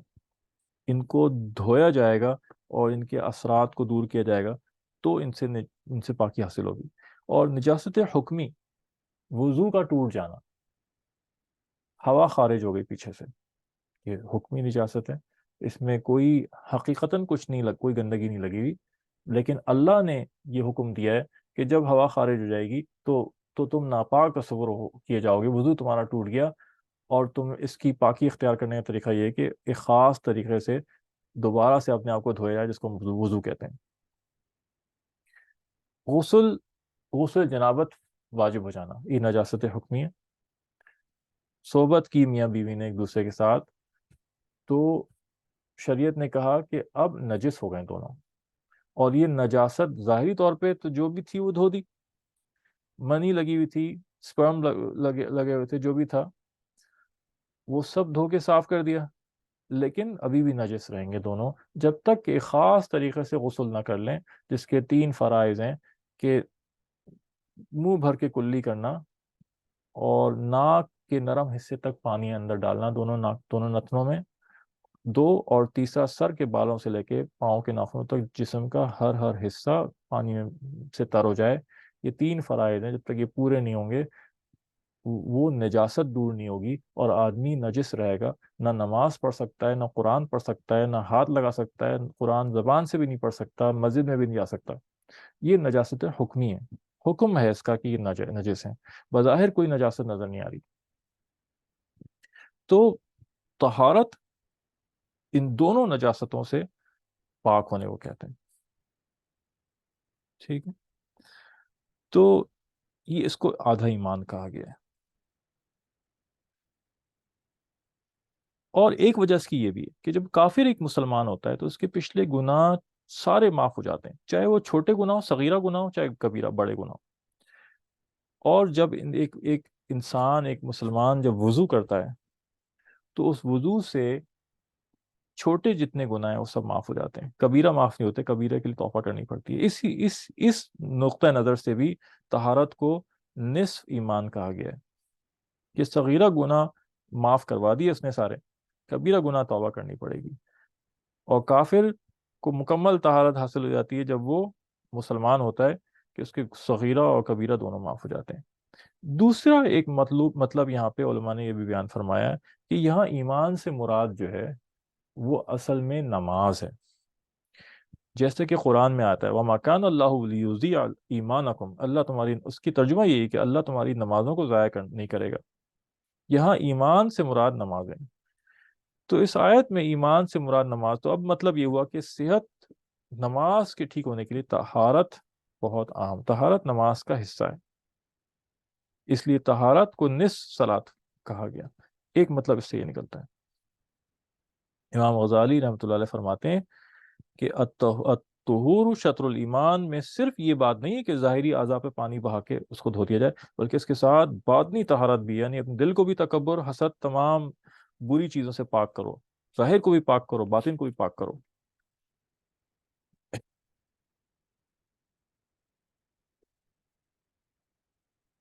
القرآن حجت لک او علیک، قرآن یا تو تمہارے لیے دلیل بنے گا یا تمہارے خلاف دلیل بنے گا۔ حجت کہتے ہیں دلیل کو، گواہ کو، دلیل یا گواہ۔ لک، لام یہاں پہ آ رہا ہے تمہارے حق میں،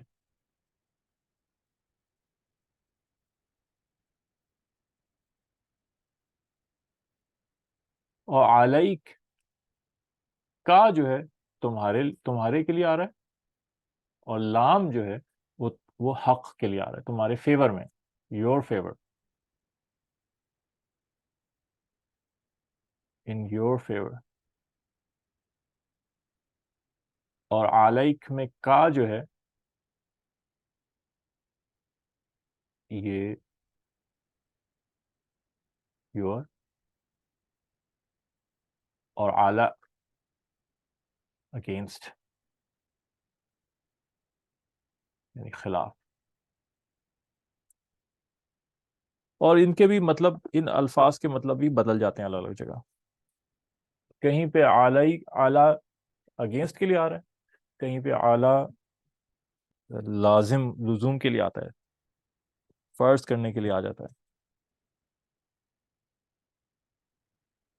تو یہاں حدیث میں فرمایا جا رہا ہے کہ قرآن جو ہے وہ قیامت کے دن یا تو تمہارے فیور میں دلیل دے گا، اللہ کو تمہارے فیور میں گواہیاں دے گا اللہ کے لیے، اور تمہیں نجات دلوا دے گا، یا تمہارے خلاف گواہی دے گا اللہ کے سامنے اور تمہیں پھنسوا دے گا۔ اور یہ تو ایک اور کہا گیا کہ یہ تو یہ ایسا بہت جھگڑالو ہے قرآن، اور بہت بحث مباحثہ کرنے والا، اور ایسا ہے کہ اس کی باتوں کو، اس کی دلائل کو مانا جاتا ہے اللہ کی صفت ہے، اللہ قرآن پاک، اور یہ آ کے اللہ سے قیامت کے دن جو ہے وہ دلائل دے گا اور بحث مباحثہ کرے گا اور جھگڑے گا، اور جس کے حق میں سفارش کرے گا اس کو، اس کی سفارش اس کے حق میں قبول کی جائے گی اور اس کو نجات دلوا دے گا، اور جس کے خلاف بات کرے گا تو اس کے بارے میں بھی اس کی بات کو مانا جائے گا اور اس کو جہنم میں ڈلوائے گا۔ تو کس کے خلاف اور کس کے لیے فیور کرے گا اور کس کے خلاف بات کرے گا؟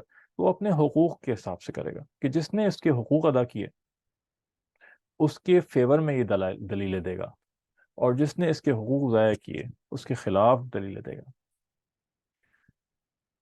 وہ آتا ہے نا، قرآن کی آیت ہے وقال وقال النبی یا ربی ان قوم اتخذوا هذا القرآن، وقال الرسول یا ربی ان قوم اتخذوا هذا القرآن مہجورا، اور نبی کہیں گے اس دن، قیامت کے دن، کہ اے اللہ میری امت نے قرآن کو چھوڑ دیا۔ تو قرآن کے حقوق کیا ہیں جن کو پورا کرنا ہوگا؟ 4 حقوق علماء نے بیان فرمائے اس کے۔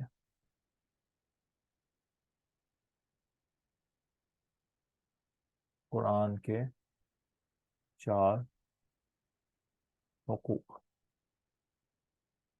نمبر 1، اس کی تلاوت کرنا۔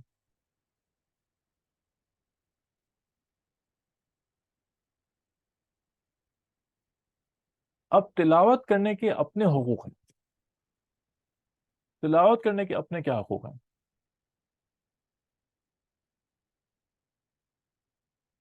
تجوید کے ساتھ تلاوت کرنا،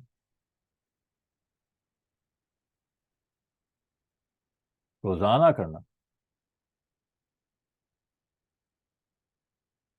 اور سال میں کم از کم 2 مرتبہ تلاوتاً ختم کرنا۔ اب اس کا مطلب سمجھ لیتے ہیں۔ یہ تو ابھی ہم پہلے حق کی بات کریں، قرآن کی تلاوت کرنا عربی میں۔ تلاوت ہوتی ہے عربی میں، ترجمہ پڑھنے کو تلاوت نہیں کہتے۔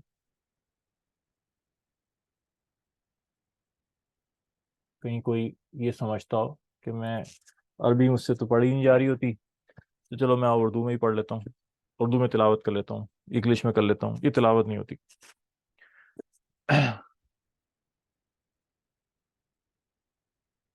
اس کو سیکھیں، پڑھنا، جن کو پڑھنا نہیں آتا، ایسے بہت سارے مسلمان ملیں گے آپ کو جن کو نہیں پڑھنا آتا۔ تو میرا ایک دوست تھا آسٹریلیا میں، عرب عرب تھا، لیکن وہ پیدا بھی وہیں ویسٹرن کنٹریز میں ہوا، وہیں پلا بڑا۔ اس بیچارے کو قرآن عربی میں پڑھنا نہیں آتا، ٹوٹی پھوٹی عربی بولتا تھا، انگلش ہی سارا تھا، اماں ابا نے نہیں سکھایا۔ تو یہ اماں ابا کی ذمہ داری ہوتی ہے کہ بچوں کو سکھائیں، نہیں سکھایا تو بیچارہ نہیں پڑھ سکتا تھا، ایک لفظ نہیں پڑھ سکتا تھا۔ تو میں جب پی ایچ ڈی کر رہا تھا تو اس یونیورسٹی میں وہ وہاں جاب بھی کرتا تھا، ہماری دوستی ہو گئی، اور ابھی بھی دوستی ہے الحمدللہ، بات ہوتی رہتی ہے اس سے۔ تو میں نے اس کو پھر سکھا، میں نے کہا تم کیوں نہیں سیکھتے ہو؟ کہنے لگا مجھے سکھاؤ۔ تو پھر میں نے اس کو سکھانا شروع کیا، تو تیز تھا، اس نے سیکھ لیا تھوڑا بہت۔ پھر جب میں واپس آ گیا پاکستان آسٹریلیا سے، تو پھر میری کبھی بات ہوتی تھی، رمضان آیا تو پھر اس کا فون آیا کہ عاصم، بدر عاصم، تم نے سکھایا تھا، میں نے جو ہے اس رمضان میں قرآن پڑھنا شروع کیا اور مجھے بہت اچھا لگ رہا ہے دیکھ کر۔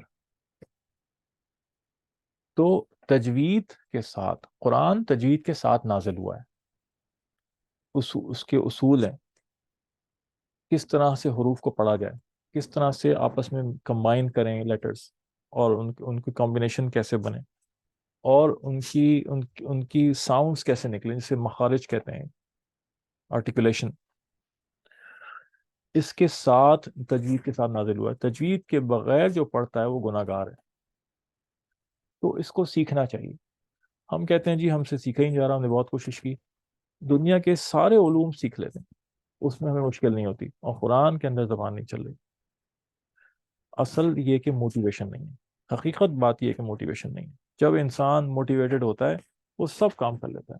کیسے ہم مان لیں کہ ایک آدمی نے بیچلرز کر لیا، ماسٹرز کر لیا، پی ایچ ڈی کیا ہوا ہے، یا میڈیکل ڈاکٹر بن گیا، یا انجینئر بن گیا، قرآن نہیں پڑھ سکتا، کہ جی بہت مشکل ہے، اتنی مشکل چیزیں کر لیں، مانی نہیں جا سکتی یہ بات۔ جذبہ نہیں ہے، موٹیویشن نہیں ہے، اس کے حقوق کا خیال نہیں ہے۔ کتنی دیر لگی، کتنی مشکل لگے گی، مان لیتے ہیں ہم کہ مشکل ہے، ہم نہیں کہہ رہے کہ آسان ہے۔ زبان کو اس طرح چلانا، تجوید کے ساتھ پڑھنا، عربوں کی طرح پڑھنا نہیں آسان، مشکل ہے، لیکن کوشش کر کے ہزاروں لاکھوں لوگوں نے اس کو سیکھا ہے، بڑی بڑی عمروں میں جا کے سیکھا ہے۔ ہماری خالہ انتقال ہو گیا، اللہ ان کو جنت، ان کی قبر کو جنت کا باغ بنائے، بڑھاپے میں جا کے، چلا بھی نہیں جا رہا ہوتا تھا، انہوں نے مولوی صاحب کو لگا کے گھر میں قرآن پڑھنا سیکھا۔ یہ جذبے اور موٹیویشن کی بات ہے۔ ہمارا ادارہ الاساس کے اندر تجوید کا ایک کورس چلتا ہے، ماشاءاللہ اللہ نے مقبولیت تک کی اس کو۔ ہم نے بہت آسان طریقہ ایک بنایا ہے، تجوید کے قوانین کو بہت آسان کر دیا۔ کتنی مستورات وہاں سے کر کے گریجویٹ کر چکی ہیں، بیسک، انٹرمیڈیٹ، ایڈوانس لیول، اور بہت اچھی ان کی تجوید ہو چکی ہے۔ اور میں کئی ایسی بھی ہیں جو بہت عمر کی ہو گئی ہیں، اس کے باوجود جذبے سے پڑھ رہی ہیں، اور ان کی دنیاوی تعلیم بھی کوئی خاص نہیں ہے. تو ہم تو نہیں مان سکتے اس بات کو. تو جذبے کی کمی ہے، اس کو سیکھنا ہے. اور روزانہ تلاوت کرنی ہے، روزانہ حق ہے قرآن کچھ نہ کچھ روزانہ پڑھنا ہے، اور سال میں کم از کم 2 مرتبہ تلاوتاً ختم کرنا ہے، یعنی عربی میں. اب اس کے اندر بعض دفعہ اشکالات پیدا ہو جاتے ہیں لوگوں کو، اور ہم اس طرح کی باتیں سنتے ہیں کہ کیا فائدہ، بلا سمجھے پڑھنے کا کوئی فائدہ نہیں ہے، سمجھ کے پڑھو. یہ بات غلط ہے اور یہ گناہ کی بات ہے، اس لیے کہ نبی پاک صلی اللہ علیہ وسلم نے خود قرآن کے الفاظ کو پڑھنے کا اجر بیان کیا گیا ہے، اور اس کا مطلب سے کوئی تعلق نہیں. حدیث شریف میں آتا ہے کہ ہر لفظ کے پڑھنے کی ہے. اور فرمایا کہ میں یہ نہیں کہتا کہ الف لام میم ایک ایک حرف ہے، بلکہ الف ایک ہے، لام ایک ہے، میم ایک ہے. تو سمجھے یا بلا سمجھے، صرف تلاوت، قرآن کی تلاوت، اس کو کہتے ہیں نا وحی مطلوب. دو طرح کی وحی ہیں، وحی مطلوب، وحی غیر مطلوب. وحی مطلوب وہ وحی جس کی تلاوت عبادت سمجھی گئی ہے، اور یہ قرآن کریم ہے. اور وحی غیر مطلوب حدیث سے نبی صلی اللہ علیہ وسلم ہے، جن کی تلاوت عبادت نہیں ہے، عبادت کی غرض سے ان کی تلاوت نہیں کی جاتی. تو قرآن بے شک بلا سمجھے پڑھے، ایک ایک حرف کے اوپر اس میں نیکیاں بھی ہیں، اجر بھی ہے، ثواب بھی ہے، درجات بھی ہیں. یہ عقیدہ رکھنا بہت غلط بات ہے، اور اس کی عقیدے کی اصلاح ضروری ہے کہ جی بغیر سوچے سمجھے کوئی فائدہ ہی نہیں. بہت فائدہ ہے، ہاں سمجھ کے پڑھے گا تو اور کہیں زیادہ فائدہ ہے. اس سمجھنے کے فائدے سے انکار نہیں ہے. انکار بلا سمجھے پڑھنے میں کو بے فائدہ سمجھنا، اس بات سے انکار کیا جا رہا ہے. دوسرا حق قرآن کا،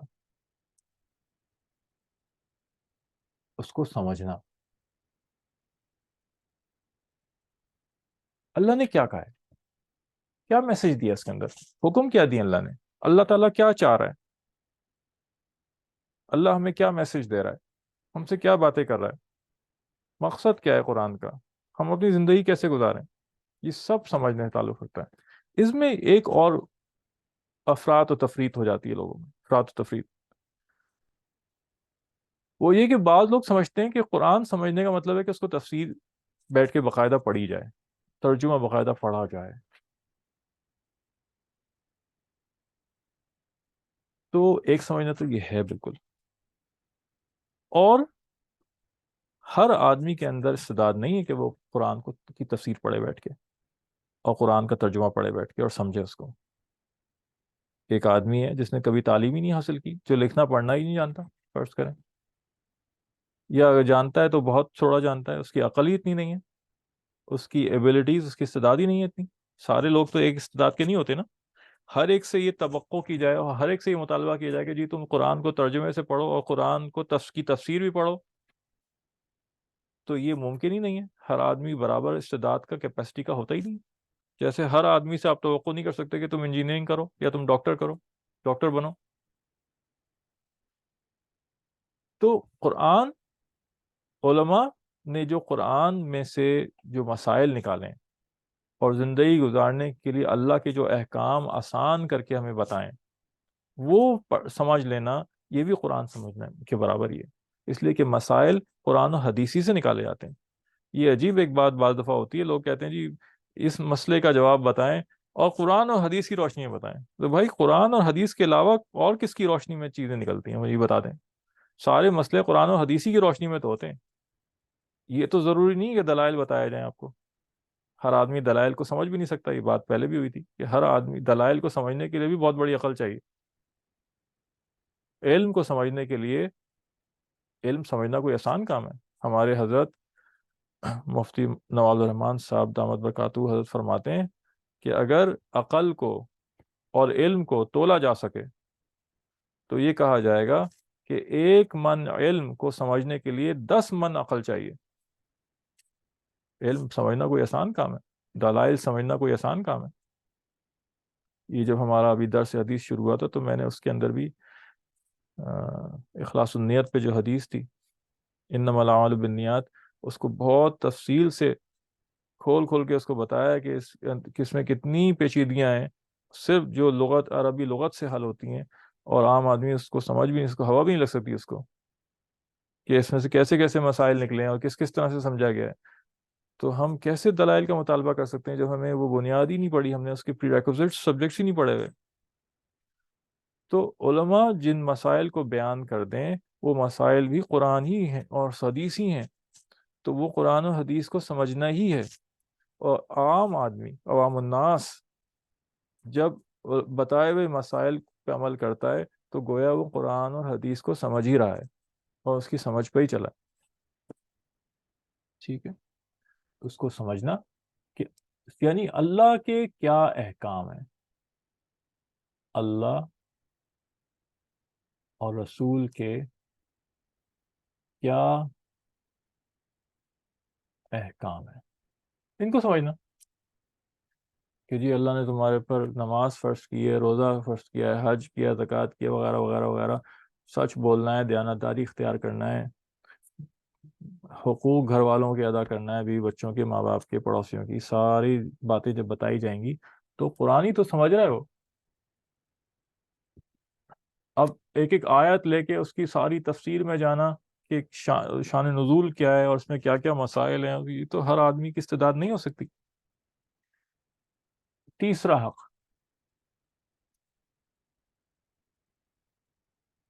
اس پر عمل کرنا۔ ٹھیک ہے، یعنی اس کے حلال کو حلال سمجھنا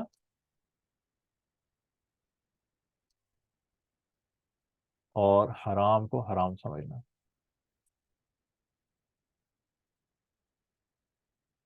عمل، یہ اس کا تیسرا حق ہے قرآن میں۔ جب عمل، اس پہ عمل اگر نہیں کیا گیا تو وہ پھر خلاف گواہی دے گا۔ اور چوتھا حق،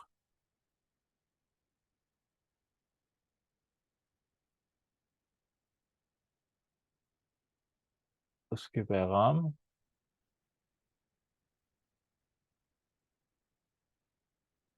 کی دعوت، تبلیغ دوسروں کو دی جائے، اس کی دعوت دوسروں کو دی جائے، اس کے پیغام کو دوسروں تک پہنچایا جائے۔ یہ اس کا چوتھا حق ہے۔ یہ چار حقوق علماء نے بیان فرمائے جو قرآن کریم کی۔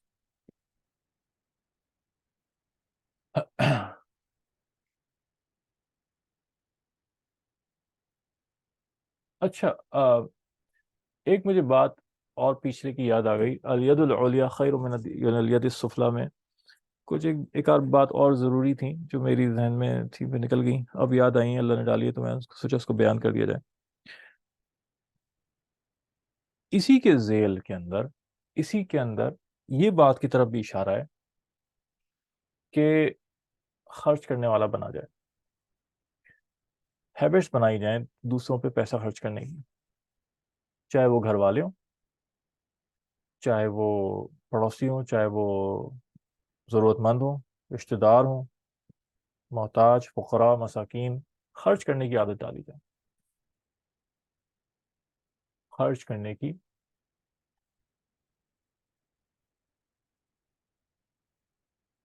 عادت ڈالی جائے۔ اور اس خرچ کرنے پہ اللہ تعالیٰ اور نوازتے ہیں۔ اب تو یہ ویسٹرن آتھرز، نان مسلم ویسٹرن آتھرز، پرسنل ڈیولپمنٹ یا سیلف ہیلپ کی جو بکس ہیں اس میں یہ بات لکھ رہے ہیں۔ اور ان کا ایک مشہور ایک کتاب کے اندر جو جملہ لکھا ہے جو ہمیں بہت پسند آیا وہ یہ کہ getters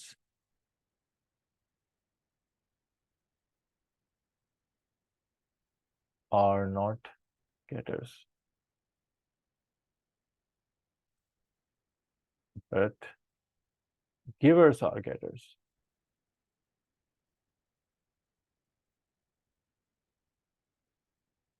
وہ کہتا ہے مصنف، اور نان مسلم مصنف ہے ویسٹرن، وہ اپنی کتاب میں کہتا ہے کہ دینے والے بنو، لینے والے نہ بنو. اور کہتا ہے کہ جو لینے والے ہوتے ہیں نا، گیٹرز، وہ ان کو نہیں ملتا، جو دینے والے ہوتے ہیں نا ان کو ملتا ہے. اور وہ خدا کو تو مانتے نہیں ہیں، تو وہ نیچر اور کائنات اور ان کا نام لیتے ہیں، اور حقیقت اصل میں اللہ ہی ہے، سب سے بڑی حقیقت. وہ کہتے ہیں جی کائنات جو ہے وہ دیتی اسی کو ہے جو دینے والے بنتے ہیں، اور جو صرف لینے لینے کی نیت ہوتی ہے کہ میں بس سب سے گھسیٹتا رہوں، ان کو نہیں ملتا. یہ عادت ڈالنی چاہیے، خود بھی عادت ڈالیں. کنجوسی کی عادت ہو تو اس کو ختم کریں، دینے والے بنیں. اور بچوں کو بھی یہ عادت ڈلوائیں. بچوں، یہ انسان کے اندر بخل فطری طور پہ ہوتا ہے، اور میرا میرا میرا میرا میرا یہ بھی فطری طور پہ ہوتا ہے. آپ دیکھیں چھوٹا سا بچہ ہوگا، 3 سال کا بچہ ہوگا، اس کی کھلونے کی چیزیں وہ دوسرے بچے کو ہاتھ نہیں لگانے دے رہا ہوتا کہ نہیں میری ہے، میرے کھلونے، میری گاڑی، میری یہ. بعض بچے اس طرح کرتے ہیں، بعض بچوں کی طبیعت یہ ہوتی ہے کہ وہ کھیلنے کے لیے دے رہے ہوتے ہیں. تو یہ جو ایک سوچ ہے نا کہ یہ میری میری میری میری اور میں دوسرے کو نہیں کرنے دوں گا، اس کی اصلاح ہونی چاہیے. اور یہ بچپن سے اس کی عادت ڈلنی چاہیے، اور بچوں کو اس پہ ٹرین کرنا چاہیے کہ نہیں یہ تو اللہ نے آپ کو دیے نا، اور اللہ تعالیٰ خوش ہوتے ہیں، آپ اوروں کو بھی دیں گے تو اوروں کو بھی کھلائیں اس کھلونے سے تو اللہ خوش ہوں گے. کھانے کی چیز کوئی آ گئی، ٹافیاں دے دیں، آپ اپنے اپنے دوستوں کو بھی دیں، اپنے بھائی کو بھی دیں، اپنے محلے والوں کو دیں، اور چھوٹے بچے آ جاتے ہیں ان کو بھی دیں. دینے والا ایٹیچیوڈ بنوائیں بچوں کو بھی. ٹافی تو بہت قیمتی چیز ہے نا، بچے کے لیے بہت قیمتی چیز ہے، تو وہ اس کو دیں، اور ساتھ میں اس کو اضافی دیں کہ تم اوروں کو بھی دو. یہ تربیت ہوتی ہے. اس کی تربیت کروائیں بچوں کا، شروع سے مزاج دینے والا بنائیں، کنجوس نہ بنوائیں،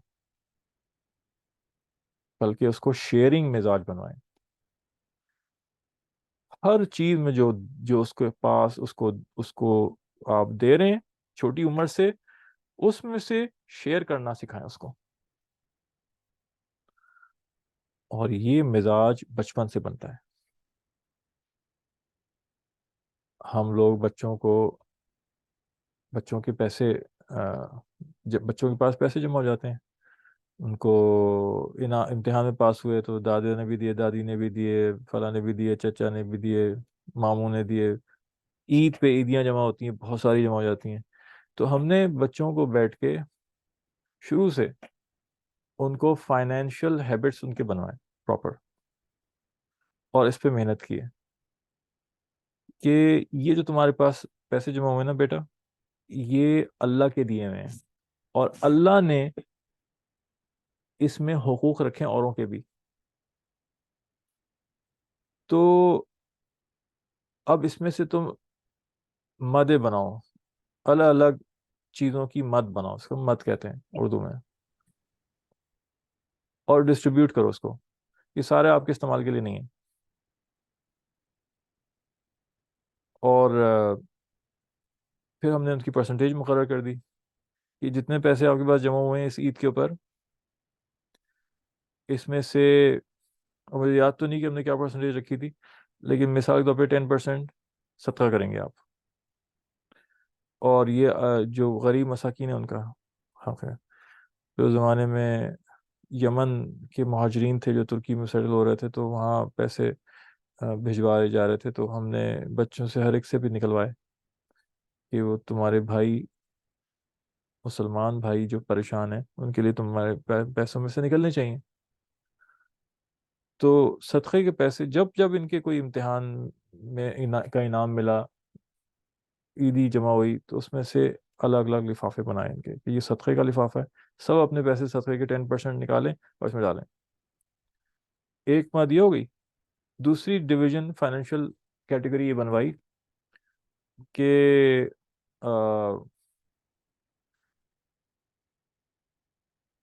قرابت داری پہ خرچ کرنا ہے. قرابت داری سے مراد یہ کہ رشتہ داروں پہ، جن کے رشتے، جو رشتے اللہ نے بنائے ہوئے ہیں، کیونکہ کبھی ٹوٹ نہیں سکتے رشتے. دادا دادی کے لیے کچھ خریدنا ہے، ماما بابا کو خرید کے کچھ دیں گے آپ، اور کسی کو جو بھی قریب کے لوگ ہیں جو آپ کے ساتھ رہتے ہیں ان کے اوپر خرچ کرنا آپ کو، اس کو قرابت داری کا نام دیا ہے۔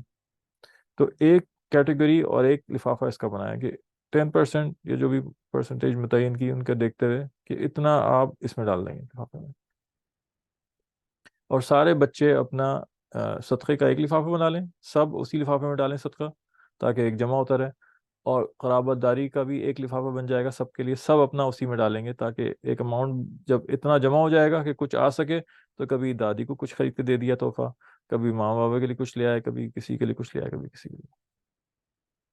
دو کیٹیگریز ہو گئیں۔ تیسری کیٹیگری ان کو سیونگز کی عادت ڈلوائی، بچت کی عادت ہو، اور یہ اچھی عادت ہے، ترغیب دی گئی ہے اس کی۔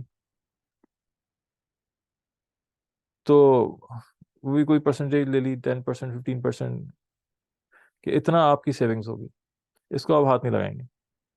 یہ ایک یہ ہر آدمی اپنا اپنا لفافے میں الگ جمع کرے گا، کیونکہ اب یہ تو ذاتی ملکیت ہو گئی نا، تو ملکیت اس کی اپنی اپنی، اس کے لیے کامن لفافہ نہیں ہوگا، اس کا الگ الگ ہر ایک کا نام لکھ کے یہ اس کی بچت ہے، اس کا لفافہ الگ جمع کیا۔ تین کیٹیگریز ہو گئی۔ اب جو پیسے بچے، اب یہ آپ ٹوائز میں خرچ کریں، اب آپ کو کچھ خود جو دل چاہے اس میں خرچ کرنا ہے آپ خرچ کریں، پھر ان کو لے جا کے ایک ساتھ دلوا دیں چیزیں ان کی جو بھی لینا تھا، انہوں نے خرچ کیا، سب کی ڈویژن الگ ہو گئی۔ بعض دفعہ پھر مل کے لے لیتے ہیں چیزیں، جب کوئی بڑی چیز اچھی لگ رہی ہوتی ہے تو اب آپ آپس میں پیسے پول اپ کر کے چلو مل کے لے لیتے ہیں، پھر اس کو پھر اس میں ملکیت کا ان کو سبق سکھایا جاتا ہے کہ اسلام کے اندر ملکیت ہوتی ہے ہر ایک کی، ہر چیز کی الگ الگ ملکیت ہے ہر ایک کی۔ تو اب شیئر کر کے چیز لیے تو اس کو بھی کھیلنے کے لیے دینا ہے، اس کو بھی کھیلنے کے لیے دینا ہے، تو اس میں بہت ٹریننگ کے مواقع ملتے ہیں، اور یہ ہمیں خود بھی اپنی عادتیں بنوانی ہے اور بچوں کی عادت بنوانی ہے۔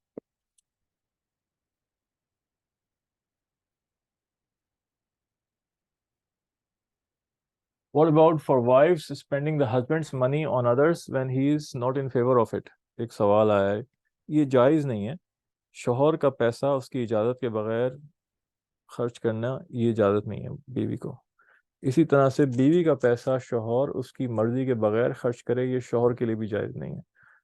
دونوں کی ملکیت اللہ نے الگ الگ رکھی ہے، بیوی کا مال بیوی کی ملکیت ہے، شوہر کا مال شوہر کی ملکیت ہے، دونوں ایک دوسرے کی مرضی کے بغیر لے نہیں سکتے۔ ہاں اگر شوہر نے اجازت دی ہوئی ہے خرچ کرنے کی تو پھر بیوی لے سکتی ہے، بار بار پوچھنے کی ضرورت نہیں، ایک دفعہ اجازت دے دی، آپس میں اس طرح کا انڈرسٹینڈنگ ہوئی ہے تو وہ صحیح ہے، لیکن اگر شوہر پسند نہیں کر رہا، منع کرتا ہے، تو جائز نہیں ہوگا خرچ کرنا۔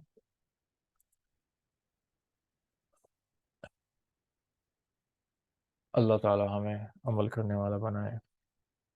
اللهم لك الحمد كما أنت علو، فصل وسلم على محمد كما أنت علو، وافعل بنا كما أنت علو، فإنك هل تقوى المغفرة۔ اللهم أرنا الحق حقا وارزقنا اتباعه، وأرنا الباطل باطلا وارزقنا اجتنابه، اللهم اهدنا واهد بنا واجعلنا السبب لمن اهتدى۔ یا اللہ ہمارے گناہوں کو معاف فرما دیجیے، جو کچھ ابھی سنا، سمجھا، سیکھا، پڑھا، اس پہ عمل کرنے والا بنا دیجیے، اس کو آگے پھیلانے والا بنا دیجیے، ہم سے اپنے دین کا کام لے لیجیے، دین کی محنت ہم سے لے لیجیے، ہمیں اخلاص عطا فرما دیجیے اے اللہ، ہمارے اعمال کو قبول فرما لیجیے، مقبول فرما دیجیے اے اللہ۔ وصلی اللہ تعالیٰ علی حبیب محمد وعلیہ وسلم، آمین آمین آمین یا رب العالمین۔